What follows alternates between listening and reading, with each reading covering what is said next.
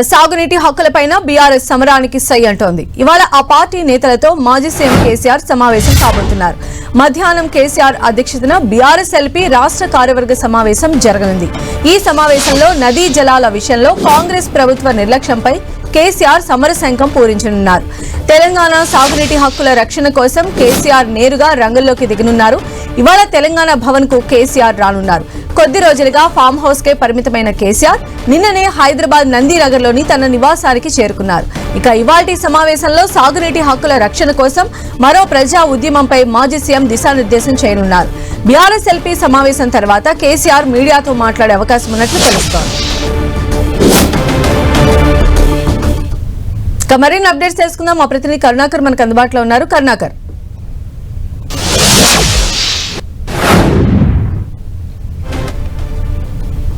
తెలంగాణ భవన్ కు రానున్నారు. ఈరోజు తెలంగాణ భవన్ లో కీలక సమావేశాన్ని ఏర్పాటు చేశారు.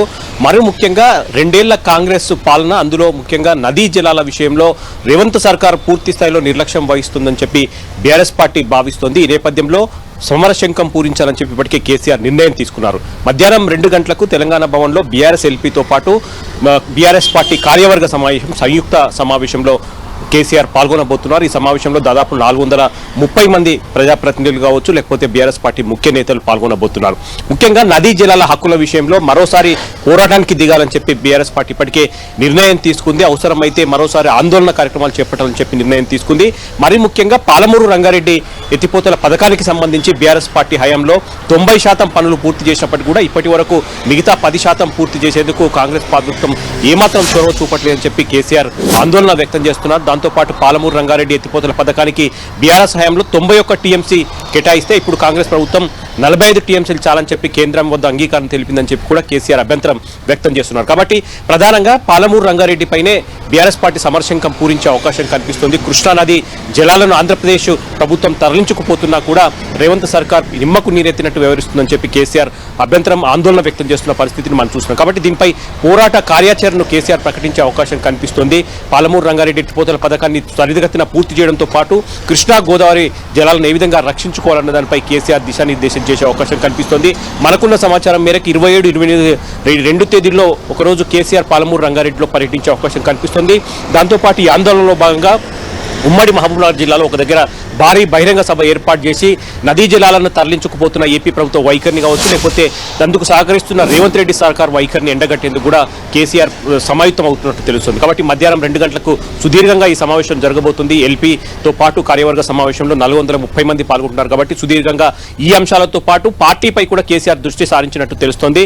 పార్టీని పూర్తి స్థాయిలో ప్రక్షాళన చేయాలని చెప్పి కేసీఆర్ ఇప్పటికే నిర్ణయం తీసుకున్నారు. పార్టీని సంస్థాగతంగా అంటే బూత్ స్థాయి నుంచి మొదలు పెడితే రాష్ట్ర స్థాయి అధ్యక్షుడి వరకు పూర్తి స్థాయిలో ప్రక్షాళన చేసి, ఎందుకంటే రాష్ట్ర స్థాయి అధ్యక్షుడిని కూడా ఇప్పటికే ఎన్నుకోవాల్సి ఉంది. దాంతోపాటు సభ్యత్వ నమోదు కార్యక్రమాన్ని కూడా చేపట్టాల్సి ఉంది. కాబట్టి వీటన్నిటిపైన కేసీఆర్ ఈరోజు సుదీర్ఘంగా పార్టీ నేతలకు దిశానిర్దేశ చేసే అవకాశం కనిపిస్తుంది. సంధ్య, అయితే ఇప్పుడున్నటువంటి తెలంగాణ పాలిటిక్స్ నేపథ్యంలో కేసీఆర్ రాక చాలా చాలా ఇంపార్టెంట్ అని చెప్పి అటు బీఆర్ఎస్ శ్రేణులు కూడా కోరుకుంటున్నటువంటి పరిస్థితుల్లో ఇప్పుడు ఈ పాలమూరు రంగారెడ్డి ఇష్యూతో కేసీఆర్ బయటకు వస్తూ ఉన్నారు. ఇది ఎంతవరకు బీఆర్ఎస్ శ్రేణులకు అనుకూలంగా ఉండేటువంటి అవకాశం ఉంటుంది? ఇప్పుడున్నటువంటి రాజకీయాలను ఏ రకంగా మలుపు తిప్పే ఛాన్స్ ఉంటుందని బీఆర్ఎస్ వర్గాలు భావిస్తున్నాయి? ఖచ్చితంగా బీఆర్ఎస్ వర్గాల్లో కొంత ఉత్సాహం కనిపిస్తుంది. ఎందుకంటే మనం చూసాం గత ఏప్రిల్లో ఏదైతే పార్టీ సిల్వర్ జూబ్లీ ఉత్సవాలు వరంగల్లో జరిగాయో అప్పుడు బహిరంగ సభలో పాల్గొన్న కేసీఆర్ మళ్ళీ ఫామ్ హౌస్కే పరిమితమయ్యారు. అడపదడప పార్టీ ముఖ్య నేతలతో సమావేశాలు నిర్వహించాల్సి వచ్చినప్పటికీ కూడా ఫామ్ హౌస్కే పిలిపించుకొని మాట్లాడుతున్న పరిస్థితిని మనం చూస్తున్నాం. కాబట్టి దాదాపు 8 నెలల తర్వాత కేసీఆర్ మరి ఈ పార్టీ కార్యక్రమంలో పాల్గొనబోతున్నారు. ఆయన మీడియా సమావేశం కూడా ఉండే అవకాశం కనిపిస్తుంది.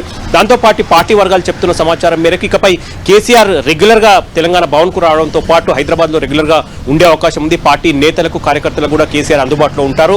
ఇక 2 ఏళ్ల పాలన కాంగ్రెస్ పాలన ముగిసింది కాబట్టి ఇకపై పూర్తి స్థాయిలో కాంగ్రెస్ ప్రభుత్వం అనుసరిస్తున్న విధానాలను ఎప్పటికప్పుడు ప్రజల్లో ఎండగట్టేందుకు కూడా కేసీఆర్ సంసిద్ధమయ్యారు. దాంతోపాటు పార్టీ కార్యక్రమాల్లో రెగ్యులర్ గా పాల్గొంటారని చెప్తున్నారు. కాబట్టి ఖచ్చితంగా బీఆర్ఎస్ వర్గాల్లో కొంత ఆసక్తి, ఉత్సాహం కనిపిస్తుంది. దాంతోపాటు కేసీఆర్ మళ్లీ రంగంలోకి దిగుతున్నారు. అది ముఖ్యంగా నదీ జలాల విషయంలో మరోసారి ప్రజా పోరాటం అవసరం అని చెప్పి కేసీఆర్ అభిప్రాయపడుతున్నారు. కాబట్టి ఈ పరిణామాలన్నీ కూడా అటు కాంగ్రెస్ పార్టీ కావచ్చు, బీజేపీ పార్టీ కావచ్చు నిశ్చింతగా గమనిస్తున్న పరిస్థితిని మనం చూస్తున్నాం. మొత్తం మీద కేసీఆర్ మళ్ళీ యాక్టివ్ కాబోతున్నారు, మళ్ళీ రంగంలోకి దిగబోతున్నారు అనేది మాత్రం రాజకీయ వర్గాల్లో కావచ్చు, సామాన్య తెలంగాణ జనంలో కూడా కొంత ఆసక్తి నెలకొన్న పరిస్థితిని మనం చూస్తున్నాం. సంధ్య, రైట్ కరుణాకర్.